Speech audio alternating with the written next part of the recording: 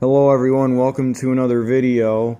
And President Donald Trump has been pressuring China to come to the negotiation table. Today we're going to talk about an article the New York Times posted on April 15th about the ongoing U.S. China Trade War. The New York Times mentioned in that article that President Donald Trump's tariffs on China could lead to a hazardous scenario for European countries. The dumping of artificially cheap products that could undermine local industries. And I'll get the maps up here. So a lot of the products are getting dumped in the European Union. Countries that are having that include France and Germany. And over here's China, outside of the Middle East, kind of right on the outskirts of it. So a lot of that is getting dumped into the European Union. The USS Harry S. Truman is still positioned in its exact spot where it has been, and it's supposed to be there for another month.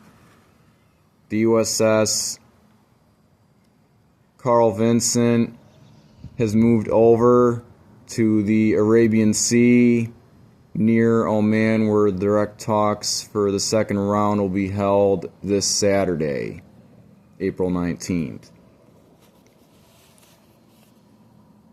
China has for years presented an economic challenge for Europe, and it could become an economic disaster if these products keep on getting dumped in the European Union. The trade war has escalated as China raised retaliatory duties on U.S. goods, with the U.S. hitting China with 245% tariffs in retaliation on Chinese goods, which may impact a wide range of consumer and industrial goods. It produces a vast array, and I'll move over to the U.S. map. Here's the U.S. map, and Canada's in there too. It produces a vast array of artificially cheap goods, heavily subsidized electronic vehicles, consumer electronics, toys, commercial grade steel, and more, but much of that trade was destined for the endlessly voracious American marketplace.